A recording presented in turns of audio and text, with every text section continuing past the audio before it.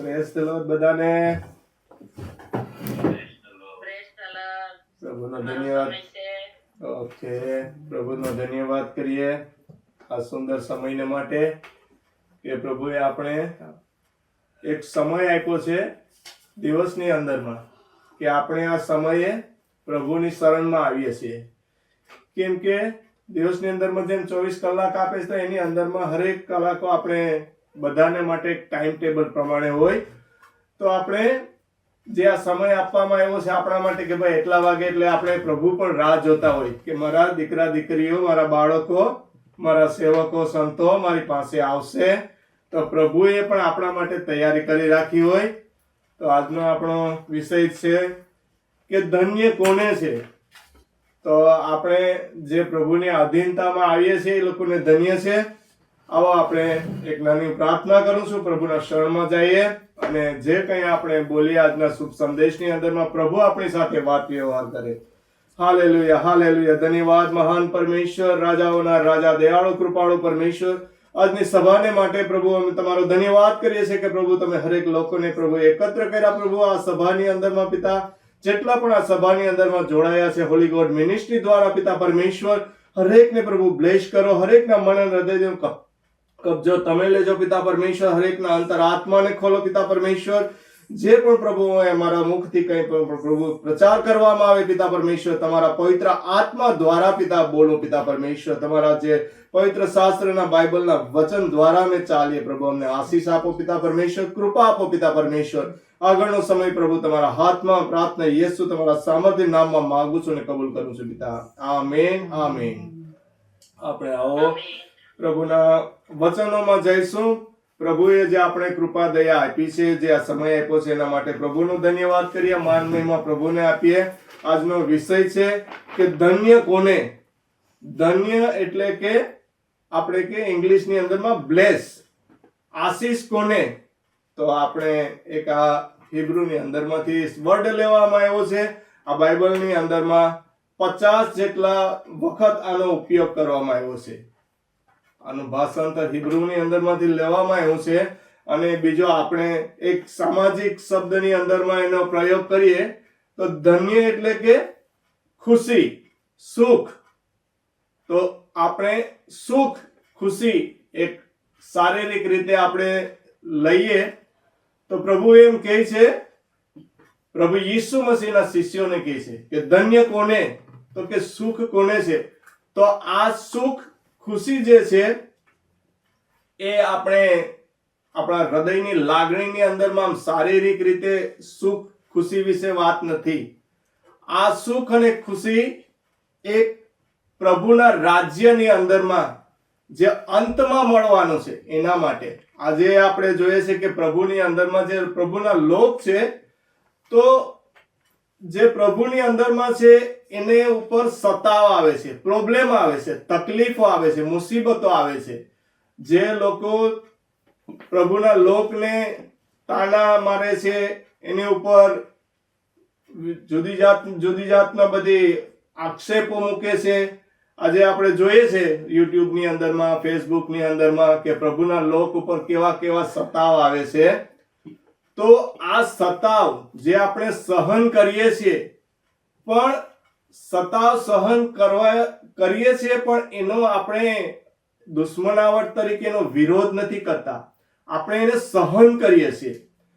તો આજે આ ધન્ય વિશે આપણે જોઈશું કે ધન્ય કોને.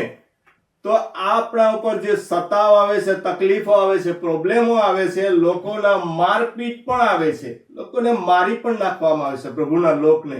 આ દુનિયાની અંદરમાં ઘણી જાતિઓ આ વિરોધો લોક છે એ પ્રભુના લોકને પરેશાન પણ કરે છે. પણ એ વચનમાં કહીએ છે પ્રભુ યીશુ મસીહ કે ધન્ય કોને. આપણે એક વચન વાંચવાને જઈશું, પછી આપણે આગળ વધીશું. માથીની અંદરમાં ચેપ્ટર 5 નું 3 વચન વાંચીશું, જે પ્રભુના લોકને માટે છે કે ધન્ય કોને, કે અંતિમ સુખ કોને, ખુશી કોને, આનંદ કોને. પણ આ ખુશી આનંદ જ્યારે આપણે આ ધરતી ઉપર છે ત્યારે તો આપણા ઉપર સતાવ હોય છે, પ્રોબ્લેમ હોય છે, દુઃખ હોય છે. પણ આપણા અંતર આત્માની અંદરમાં ખુશી હોવી જોઈએ, સુખ હોવું જોઈએ, આનંદ હોવી જોઈએ, શાંતિ હોવી જોઈએ. જે આપણા સતાવનારા છે એની ઉપર આપણે દુશ્મનાવટ કે એની પ્રતિકાર કરવાનું નથી, પણ આપણે પ્રભુની અંદરમાં ખુશી, સુખ, શાંતિ, આનંદમાં રહેવાનું છે. અને આપણા જે સતાવનારા છે એના માટે આપણે પ્રાર્થના કરવાની છે. આવો આપણે વચન વાંચીએ માથી 5:3. માથીની લખેલી સુવાર્તા 5:3. અંતરાત્માથી દીનતા ધરાવનાર લોકોને ધન્ય છે, કારણ આકાશનું રાજ તેમનું છે. આમીન. આમીન. હાલેલુયા. પ્રભુનો ધન્યવાદ આપણે કરીએ. અહીંયા શું કહે છે? અંતરાત્માની દીનતા ધરાવનાર લોકોને ધન્ય છે, કારણ આકાશનું રાજ તેમનું છે. આપણે દીનતા એટલે કે દુઃખ, તકલીફો આપણી ઉપર આવે છે, પણ આપણને શું કરવાનું છે? આપણું જે અંતરાત્મા છે, અંતકરણ છે આપણું, જે આપણા હૃદયની અંદરમાં જે આ બહારના જે આ તત્વો છે આપણી ઉપર જ્યારે અવરોધ, સતાવણી આવે છે, ત્યારે આ શારીરિક આપણને દુઃખો, તકલીફો થાય છે, ત્યારે આપણે સુખ, આનંદ, શાંતિ અનુભવતા નથી. પણ આપણે આપણું જે અંતકરણ છે, અંતરાત્મા છે, એની અંદરમાં આપણે દીન, નમ્ર, હંબલ અને આ પ્રભુની અંદરમાં પ્રભુ આપણી સાથે છે એવો આપણે અહેસાસ કરવાનો છે, એવો આપણે દિલની અંદરમાં ભાસ રાખવાનો છે કે આ ધરતી ઉપર દુઃખ, તકલીફો, પ્રોબ્લેમો, સતાવણીઓ આવે છે, પણ અહીંયા ધન્યનો શબ્દ આપણે કહેવાય છે સુખી અને આનંદ જે છે આપણા માટે આકાશના રાજ્યની અંદરમાં રાખવામાં આવેલું છે. તો પ્રભુ ઈસુ મસીહ એના શિષ્યોને કહે છે, તો આપણે પ્રભુ ઈસુની અંદરમાં જે વિશ્વાસ છે આપણે એને ધરી રાખવાનો છે કે આપણે અંતે સુખ મળવાનું છે. એક વચન વાંચી લેશું. સેમ આપણે લુકના અંદરમાં 6:20-21 આપેલું છે. સેમ વચન છે, કનેક વચન. તો આપણે ખ્યાલ રહી કે આપણે બે તરફથી વચનો લઈએ અને પ્રભુનો આપણે ધન્યવાદ કરીએ કે આપણે વચન જે આ પ્રભુના મુખથી, પ્રભુ ઈસુ મસીહના મુખથી નીકળેલા છે, તો આપણે એની અંદરમાં વિશ્વાસ કરેલો છે. કેમ કે વચન સર્વસ્વ છે. વચનની અંદરમાં પાવર, શક્તિ છે. ઇમ્પોસિબલ ને પોસિબલ કરવાની પણ શક્તિ છે. આમીન. હાલેલુયા. પ્રભુનો ધન્યવાદ કરીએ. વચન વાંચીશું આપણે લુક 6:20-21. ઈસુએ પોતાના શિષ્યો તરફ જોઈને કહ્યું, તમ ગરીબોને ધન્ય છે, કારણ ઈશ્વરનું રાજ તમારું છે. તમે જેઓ અત્યારે ભૂખ્યા છો તેમને ધન્ય છે, કારણ તમે ખાઈને ધરાશો. તમે જેઓ અત્યારે રડો છો તેમને ધન્ય છે, કારણ તમે હસશો. આમીન. આમીન. હાલેલુયા. પ્રભુનો આપણે ધન્યવાદ કરીએ વચનને કે આપણે જેઓ ગરીબ છે, રાત છે, આત્માની અંદરમાં દુખી છે, પ્રોબ્લેમમાં છે, તકલીફોમાં છે, પણ આપણે પ્રભુએ એક વચન આપેલું છે. આપણે દુનિયાવી કોઈ લોકો પાસેથી કે આપણા કુટુંબ પરિવારો, સગા સંબંધીઓ એ તરફથી આશ્વાસન નથી. આપણે આ આશ્વાસન કોણ આપે છે? પરમેશ્વર. પરમેશ્વર કોણ છે? આ સારી સૃષ્ટિના સર્જનહાર છે, જે આપણા માટે કરીને આ ધરતી ઉપર આવવા પડ્યું એને. તો એ આપણને વચન આપે છે, આપણે છોડાવનાર. તો આપણે એની અંદરમાં વિશ્વાસ રાખવાનો છે, ધીરજ રાખવાની છે, નમ્ર, હંબલ અને ઓબેજ. આપણે આગળ ઘણા વચનો આપેલા છે. માથીની અંદરમાં 3 થી જોઈએ તો 23-12 સુધી આપેલા છે. તો એની અંદરમાં ધન્ય કોને છે?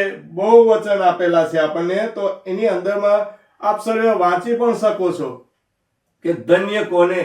તો આપણે પ્રભુ ઈસુ મસીહની અંદરમાં એક માફી આપનાર, એક પ્રેમ કરનાર લોકો બનવાનું છે. દુનિયાની અંદરમાં આપણે જોઈએ છે સતાવણી તો આવે છે, તકલીફો આવે છે, પ્રોબ્લેમો આવે છે, પણ એની અંદરમાંથી આપણે પ્રભુના વચન પ્રમાણે ચાલવાની શક્તિ આવે છે.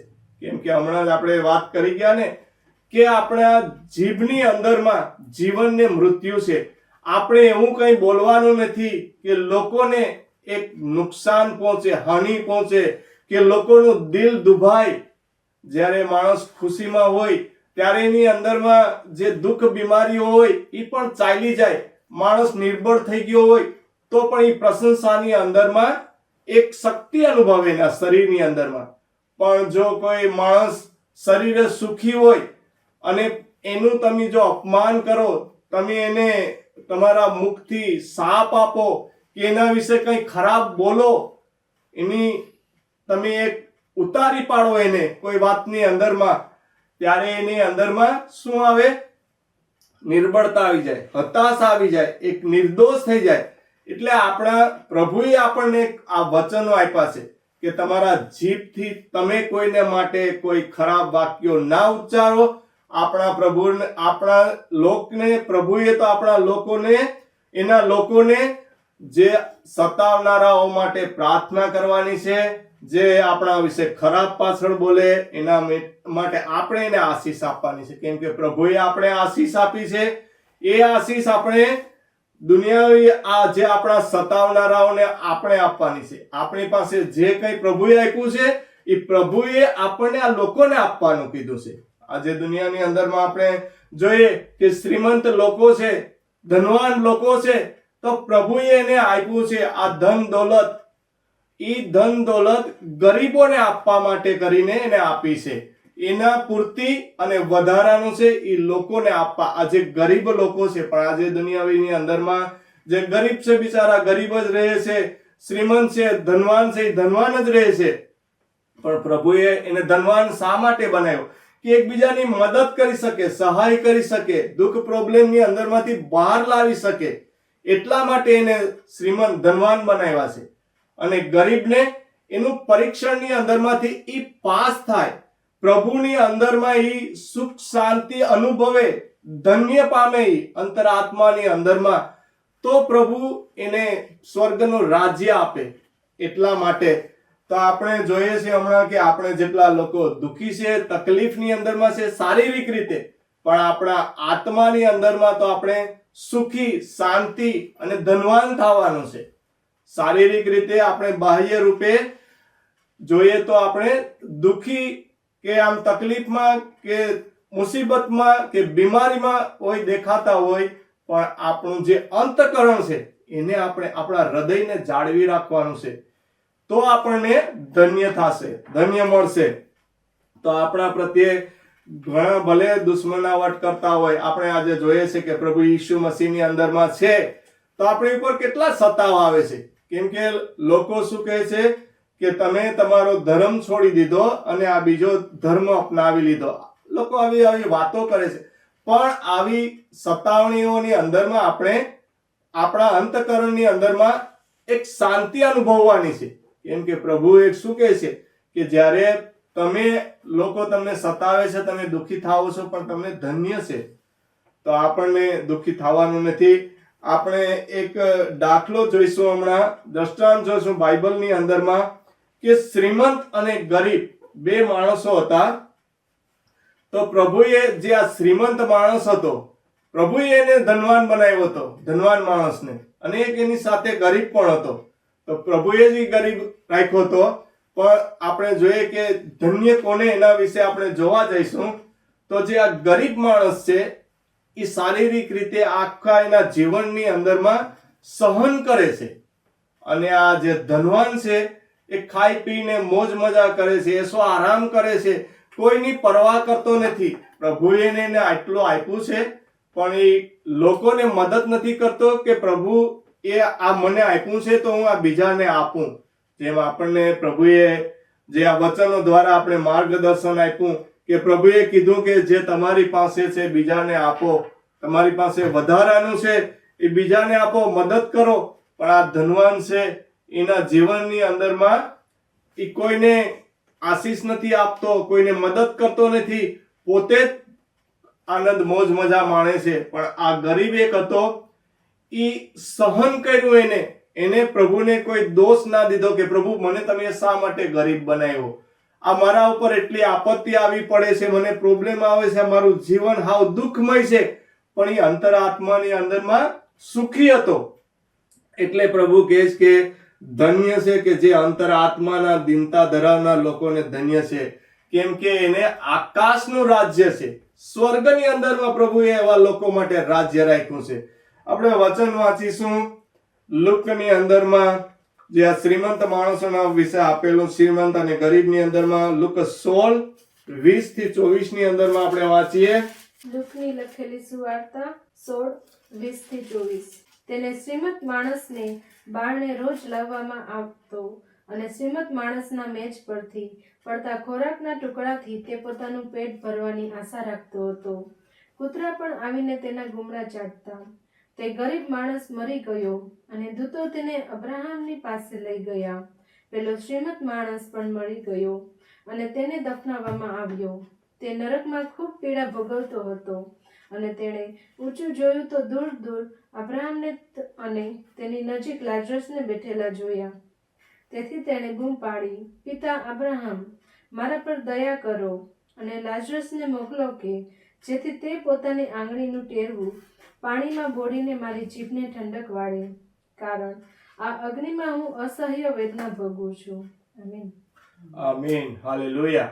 આપણે વચન વાંચ્યું. અહીંયા આપણે એક સારી દ્રષ્ટાંત જોઈએ છે દુનિયાવી રીતે કે આ પૃથ્વી ઉપર જ્યાં શ્રીમંત એટલે કે ધનવાન ને ગરીબ બે લોક હતા. તો આપણે જોયું કે જે ધનવાન હતો, શ્રીમંત હતો, એનું જીવન કેવું હતું અને ગરીબ હતો એનું જીવન કેવું હતું. પણ આ ગરીબે એક ધીરજ રાખી એના અંતર આત્માની અંદરમાં પ્રભુને એક પ્રાર્થના કરતો રહેતો હતો, પ્રભુની કૃપા મેળવતો રહેતો હતો, પ્રભુની ઈચ્છા અનુસાર ચાલતો હતો. પણ ધનવાનને કોઈ જાતની પ્રભુની બીક નથી કે પ્રભુના કોઈ આદરયુક્ત ડરમાં નતો ચાલતો, ખાઈ પીને અયાસી કરતો હતો. પણ આપણે અહીંયા જોઈએ છે કે આ બેના જીવન વચ્ચે આપેલું છે. તો આ બંને જ્યારે મરી જાય છે ત્યારે બે દફનાવવામાં આવે છે અને એક સ્વર્ગની અંદરમાં જાય છે અને એક નરકની અંદરમાં જાય છે. અને જ્યારે આ શ્રીમંત માણસ હતો એ ગયો નરકની અંદરમાં. તો નરકની અંદરમાં શું છે? નરકની અંદરમાં એક ધગધગતી આગ છે, અગ્નિનો કુંડ છે, ગંધકથી સળગતી એક આગ છે. એ અગ્નિ કોઈ દિવસ હોલાતી નથી. એ બીજી વારનું મરણ છે. એની અંદરમાં ગયા પછી બહાર નથી આવતો. એ કાયમી માટે એની અંદરમાં તફડતો રહે, રાડો પાડતો, ચિલ્લાતો રહે, દુઃખી થતો રહે. આપણે જોઈએ કે ધરતી ઉપર જેમ આ ગરીબ બિચારો તકલીફમાં હતો, પણ એ મરી ગયો ત્યારે એને અબ્રાહમની પાસે લઈ ગયા. અબ્રાહમની પાસે સ્વર્ગની અંદરમાં હતો. અબ્રાહમને આપણે જોઈએ તો અબ્રાહમ કોણ છે? અબ્રાહમ આપણો આદિ પિતા છે. એને વિશ્વાસનો પિતા પણ કહેવામાં આવે છે. ત્યારે આ લાજસ ગરીબ હતો એ અબ્રાહમ પિતાની ગોદમાં ગયો. શા માટે? આપણે જોઈએ છે કે જેમ અબ્રાહમ આ વિશ્વાસનો પિતા હતો, તો આ જે લાજસ ગરીબ હતો એની અંદરમાં પણ એક વિશ્વાસ હતો. એ અંતરાત્માની અંદરમાં, દીનતાની અંદરમાં દુઃખી હતો. એટલે એ મર્યો ત્યારે અબ્રાહમની ગોદમાં ગયો.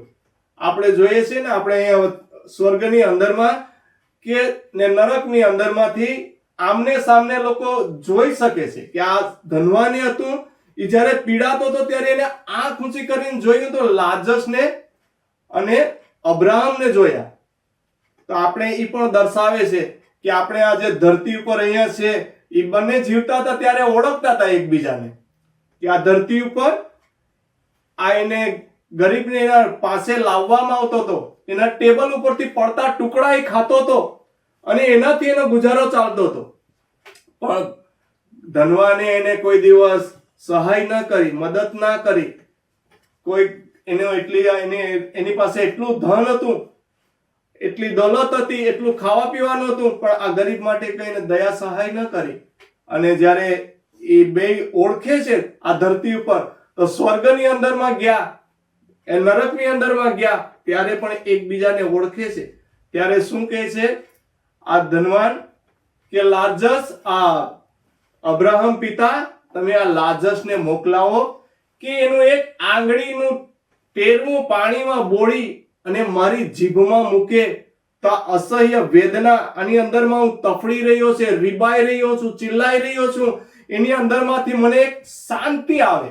વિચાર કરો કે એક પાણીના ટીપા માટે જો એટલો માણસ તરસતો હોય તો એની કેવી હાલત થતી હશે. શું કહે છે વચન? આપણે વાંચીશું પાછું ફરીવાર.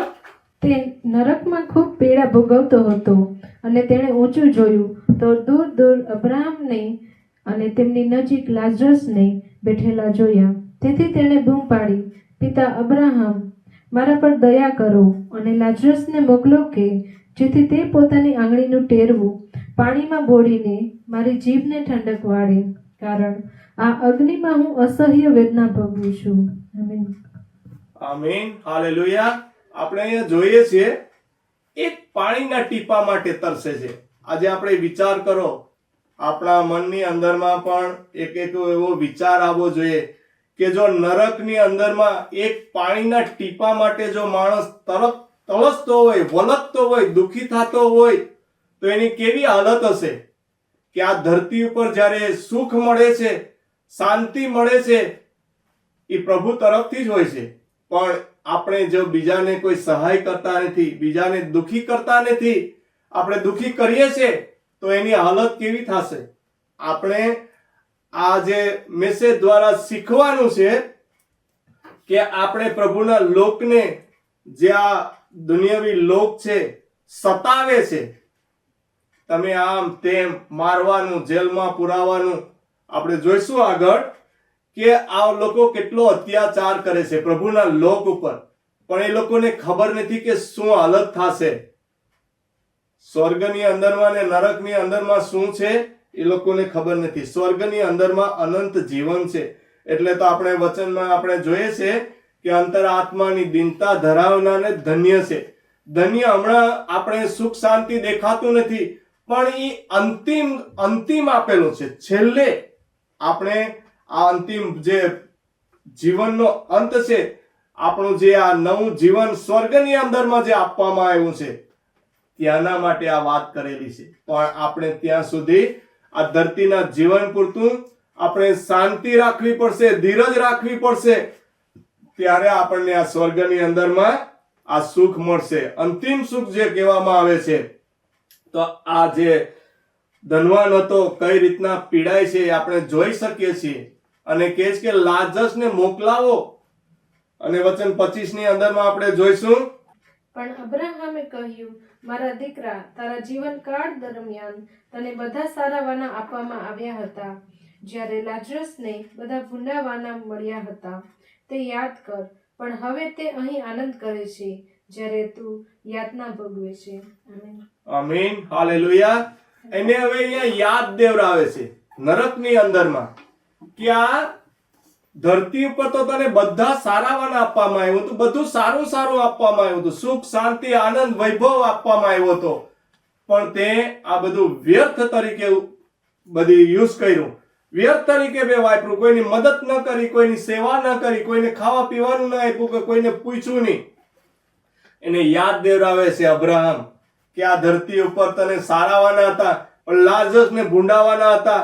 પણ જો ત્યારે યાદ આવે તો શું કામનું? જ્યારે નરકની અંદરમાં પહોંચી જાય ધરતી ઉપર, આ ધરતી ઉપરથી આપણે નરકમાં પહોંચી જાય અંત થાય પછી, અને પછી યાદ આવે તો શું કામનું? કઈ થતું નથી. તો આગળ આપણે વાંચીશું 26 ની અંદરમાં, એ ઉપરાંત આપણી વચ્ચે એક ઊંડી ખાઈ છે, જેથી અમારી બાજુએથી કોઈ તારી બાજુ આવવા ઈચ્છે તો ન આવી શકે, તેમજ તારી બાજુથી કોઈ અમારી બાજુ આવવા ઈચ્છે તો પણ તેને ઓળંગી શકે નહીં. આમીન. 27. શ્રીમદ માણસે કહ્યું, હે પિતા, લાજરસને મારા પિતાને ઘેર મોકલો, એવી આજીજી કરું છું. મારે 5 ભાઈઓ છે. લાજરસને તેમને ચેતવણી આપવા જવા દો, જેથી તેઓ આ વેદનાની જગ્યાએ આવી ન પડે. આમીન. હાલેલુયા. અહીંયા આપણે જોઈ રહ્યા છે આ બાઇબલની અંદરમાં પવિત્ર શાસ્ત્ર આપણે જણાવે છે, ચેતવણી આપે છે કે આ ધનવાનની હાલત શું થઈ રહી છે. આ ધરતી ઉપર આપણું જે આ શરીર છે, આપણા શરીરની અંદરમાં જ્યાં સુધી પ્રાણ છે, આત્મા છે, જીવ છે, ત્યાં સુધી આપણે આ પ્રભુએ જે આ જીવન આપ્યું છે એ પ્રભુના મહિમાને અર્થે આપણે ગુજારવાનું છે. પણ જ્યારે આપણે પ્રભુની ઈચ્છા પ્રમાણે નહીં ચાલીએ અને પ્રભુથી વિરોધની અંદરમાં આપણે રહીને કાર્ય કરીશું, પ્રભુને નથી ગમતા એવા કાર્ય કરીશું, ત્યારે આપણે અહીંયા દાખલો બતાવે છે. આપણે વચનની અંદરમાં વાંચ્યું, વચન શું કહે છે કે આ બધી સારા વાના મળ્યા હતા ત્યારે તે ધ્યાન ન દીધું. હવે તું મુસીબતને આરે આવી પડ્યો, હવે અગ્નિની અંદરમાં સળગવા તફડવા લાગ્યો ત્યારે તને યાદ આવ્યો, ત્યારે તને ભાન થયું. પણ કહે છે અબ્રાહમ કે હવે આ ટુ લેટ, બહુ મોડું થઈ ગયું. હવે અમારી બાજુથી તારી બાજુ પણ આવવા કોઈ ચાહે તો આવી ના શકે. અને બીજી રિક્વેસ્ટ કરે છે કે હવે મારા ભાઈઓ છે 5, આ જગ્યાએ આવી ન પડે એટલા માટે લાજસને ન્યા મોકલાવો કે ઈ ચેતવે. ત્યારે પ્રભુએ કીધું, અબ્રાહમે કીધું કે માણસ મરણની અંદરમાંથી સજીવન થઈને ત્યાં જાય ને તો પણ એનું માનવાના નથી, પણ એના માટે ત્યાં આ મોશેનું નિયમ શાસ્ત્ર, પ્રભુનું જે આ પવિત્ર શાસ્ત્રના જે વચનો છે, નિયમો છે, એના માટે છે, એની ઉપર વિશ્વાસ કરવાનો છે. આજે આપણે એક ધનવાન છે, આપણે શ્રીમંત છે, આપણે પૈસાદાર, કેમ કે આપણી પાસે આ પ્રભુના વચન છે. પ્રભુના વચન શું છે? આ દુનિયાનો કોઈ પણ તમે મોટામાં મોટો ખજાનો લઈ લો, સોના ચાંદી હીરા મોતી માણેક, એનાથી પણ આ જે બાઇબલના વચન છે, આપણું બાઇબલ પવિત્ર શાસ્ત્ર છે, એ કિંમતી છે, અનમોલ છે, એની કોઈ કિંમત નથી. પણ આપણે એના આ વચનોની કિંમત જાણવાની છે, સમજવાની છે. આપણે આ વચનોની અંદરમાં બની રહેવાનું છે, વચન પ્રમાણે ચાલવાનું છે. પ્રભુએ વચન આપ્યા છે. આ કોઈ દુનિયાની અંદરના કોઈ મહાત્માએ, સંતોએ કે એ કોઈએ વચન નથી આપ્યા. આ પરમેશ્વરના મુખના શબ્દો છે. અને આ પરમેશ્વર સૃષ્ટિનો સર્જનહાર છે. આ પરમેશ્વર કોઈ નથી નામથી. આ પરમેશ્વર એક જીવિત પરમેશ્વર છે. એ આદિથી અનંત છે, પહેલેથી છેલ્લે છે, એનો કોઈ નાશ નથી. આ પરમેશ્વર સૃષ્ટિનો સર્જનહાર છે. આની અંદરમાં વિશ્વાસ કરવાનો છે.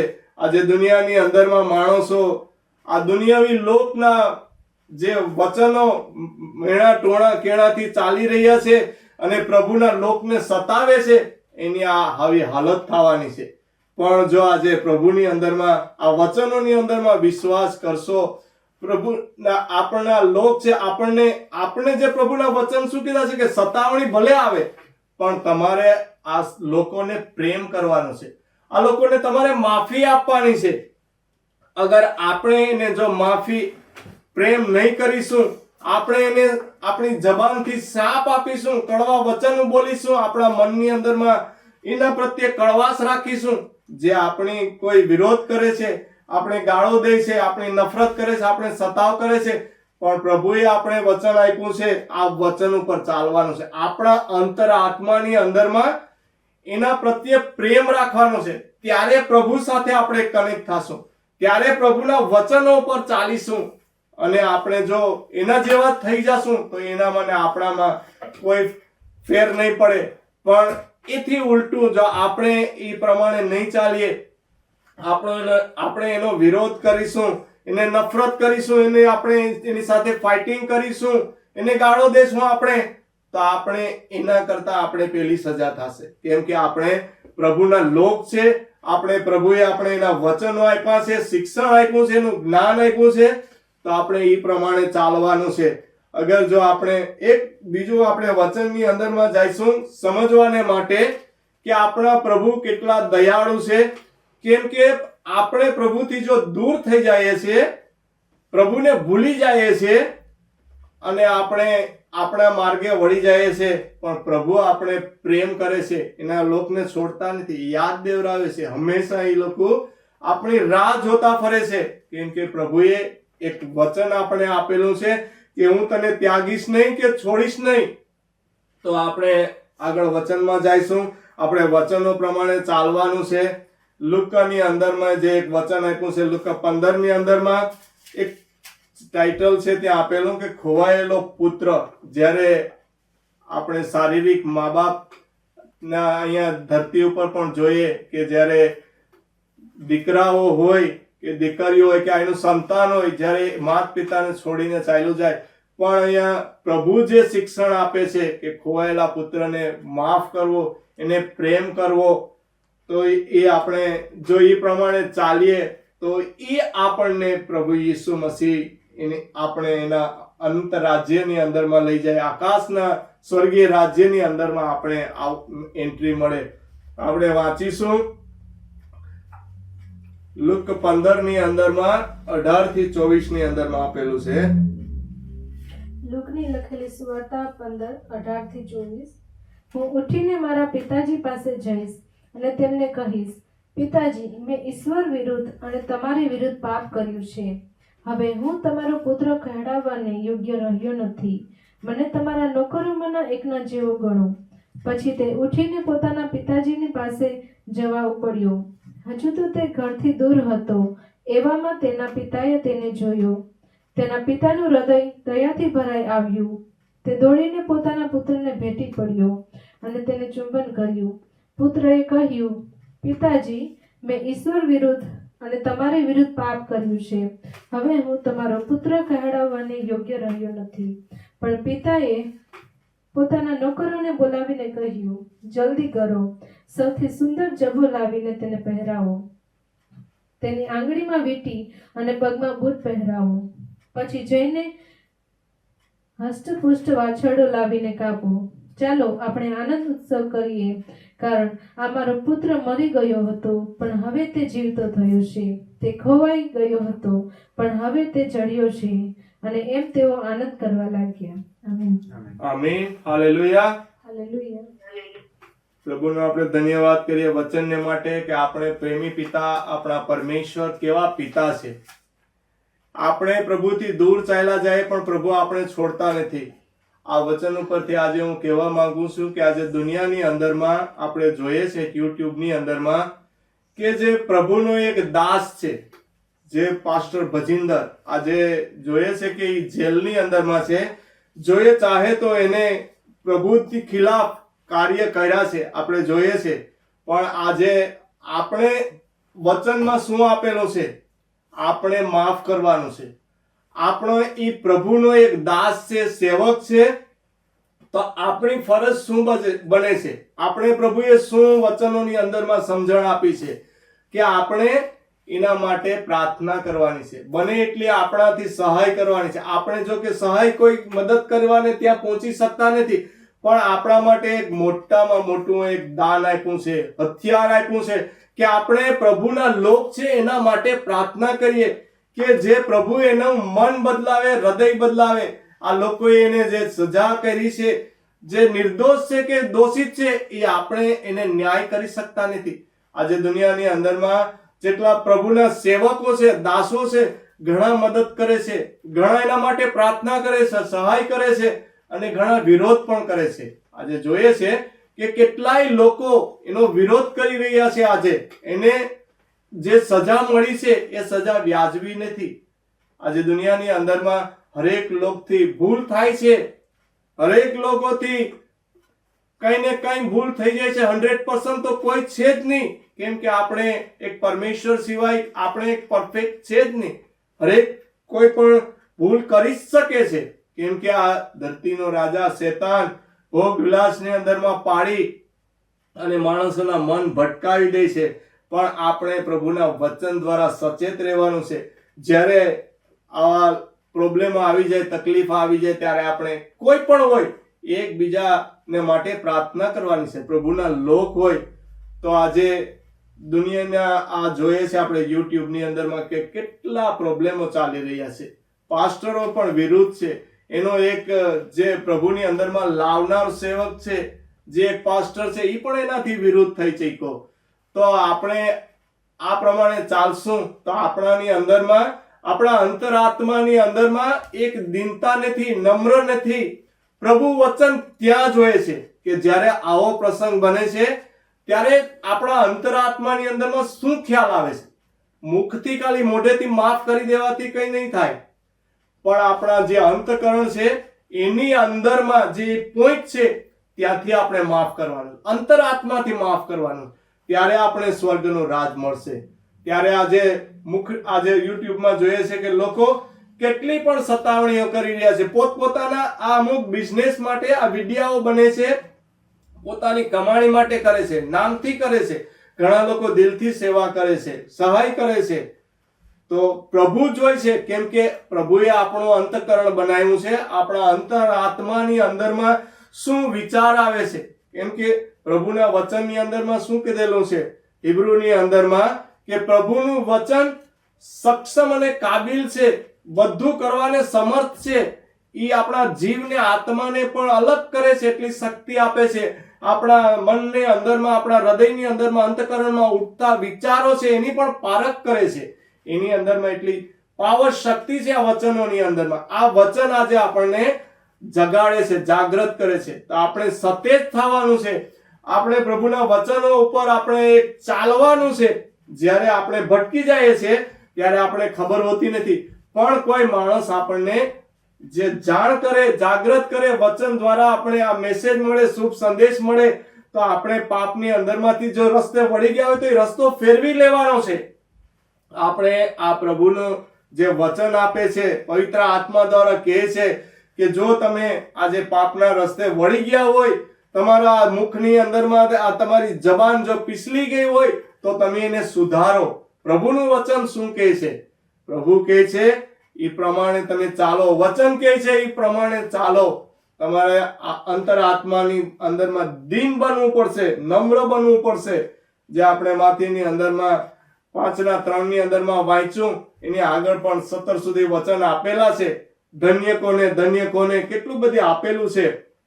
તો આપણે આ વાંચવાનું છે કે ધન્ય કોને, અને આપણે એની ઉપર ચાલવાનું છે. તો આપણા અંતર આત્માને જાળવી રાખવાનો છે. આપણા હૃદયનું આપણે રક્ષણ કરવાનું છે. કેમ કે જ્યાં સુધી આપણે શરીરની અંદરમાં જીવ છે ત્યાં સુધી જ કરી શકીશું. અને એનો અંત આવી ગયો, આ જીવ શરીરની અંદરમાંથી જીવ નીકળી ગયો, પ્રાણ નીકળી ગયો, પછી કઈ કામનો આવવાનો નથી. પછી નરકમાં ગયા તો આપણે જે આ દાખલો જોયો ધનવાનનો ને ગરીબનો, કે શું હાલત થઈ, આપણે જાણ્યું, વાંચ્યું. એક પાણીના ટીપા માટે તરસવું પડશે. આ ધરતી ઉપર તો આપણે બહુ બધું આપેલું છે પ્રભુએ. તો આપણે એની અંદરમાં એક ધ્યાન રાખવાનું છે કે આપણે આપણાથી સહાય થાય, કોઈને મદદ થાય, આપણે કોઈને માટે કોઈને પ્રોત્સાહન આપવાનું છે. આપણા જબાનથી, આપણા મુખની અંદરમાં જે જીભ છે એના દ્વારા જબાન આપવાનું છે, સારું બોલવાનું છે. કોઈ પાપમાં પડી ગયો હોય તો એને પ્રેમથી, એને આપણે ઉત્સાહથી, ઉમંગથી ઉપર લાવવાનો છે, એને માફી આપવાની છે.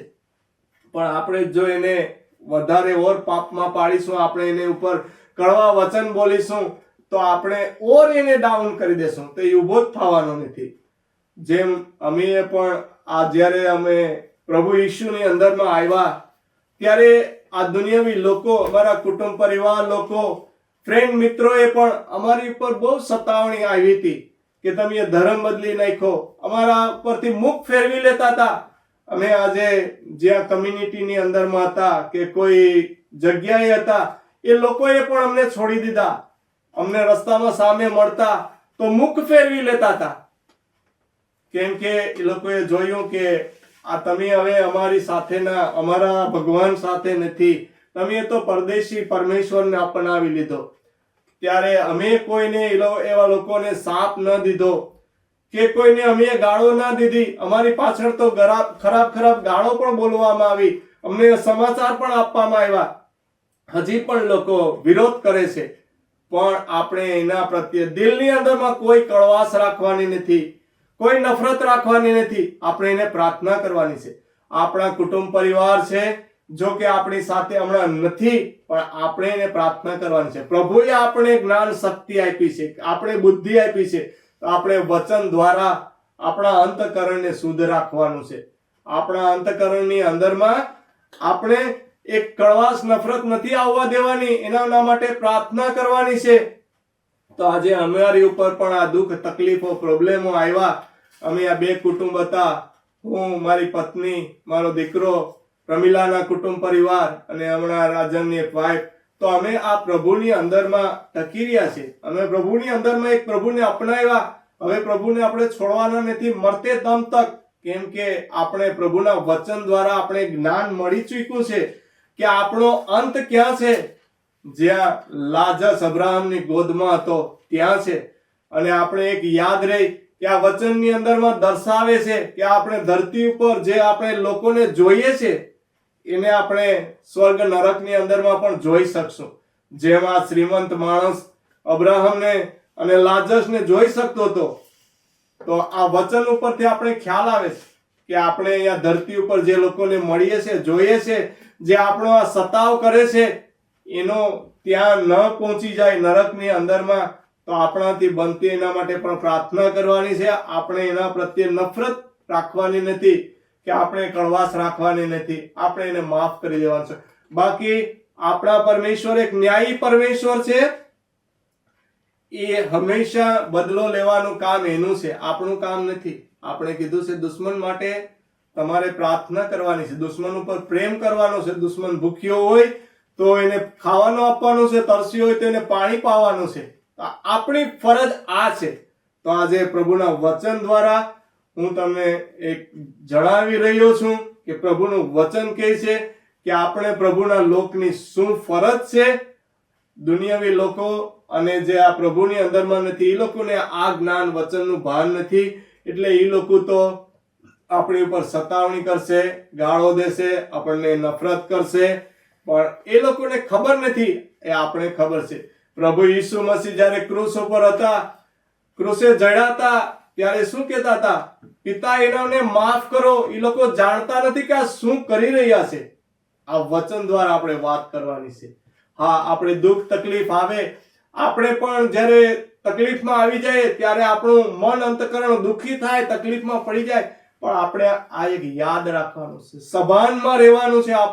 આપણી આ ડ્યુટી છે પ્રભુની અંદરમાં. તો હંમેશા આપણે યાદ રહે. તો આપણે જે દુનિયાની અંદરમાં પ્રભુના લોક છે એને માટે પણ પ્રાર્થના કરવાની છે. દુનિયાવી લોક છે, અનગોડલી લોક છે, એના માટે પણ પ્રાર્થના કરવાની છે.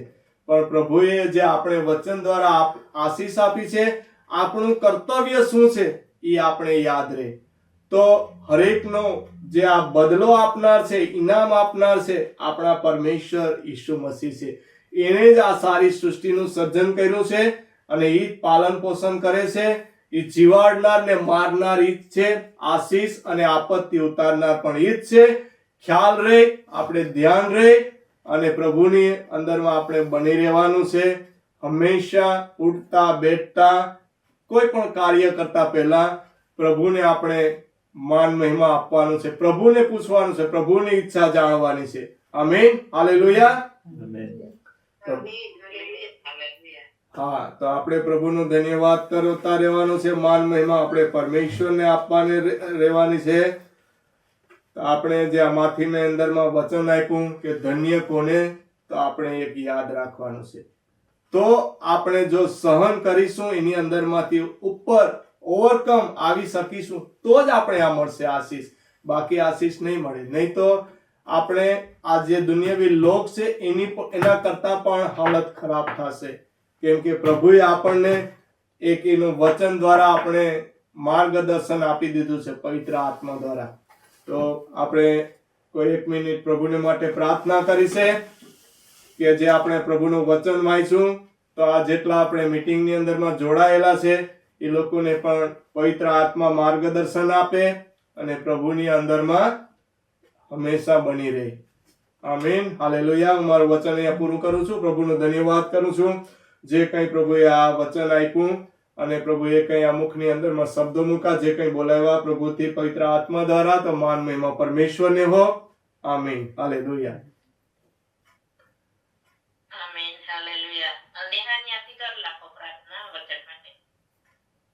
હાલેલુયા. પવિત્ર અને સનાતન પરમેશ્વર, તમારો ધન્યવાદ કરું છું. આજના વચનોને માટે તમારો ધન્યવાદ કરું છું. પિતા, તમારું વચન કહે છે કે ધન્ય કોને છે જેઓ આત્મામાં રાખશે, જેઓ નમ્ર છે તેમને ધન્ય છે, જે અત્યારે ગરીબ છે તેઓને ધન્ય છે, કેમ કે આકાશનું રાજ્ય તેઓનું છે. યસ પિતા, અત્યારે જે દુઃખો તકલીફોમાં છે એઓને ધન્ય છે. પિતા, તમે એમને દિલાસો આપનાર પરમેશ્વર છો, તારણ આપનાર પરમેશ્વર તમે છો. આ તમારા વચનો માટે હું તમારો આભાર માનું છું. પિતા પરમેશ્વર, પવિત્ર આત્માદેવ, આ વચનો તમારા દ્વારા અમને મળ્યા છે તેના માટે હું તમારો ધન્યવાદ કરું છું. આ વચનોમાં ઓર આગળ વધવાને અમને સહાય કરજો, મદદ કરજો, એવી મારી પ્રાર્થના છે. અમને બધાને તમારા હાથોમાં સોંપું છું.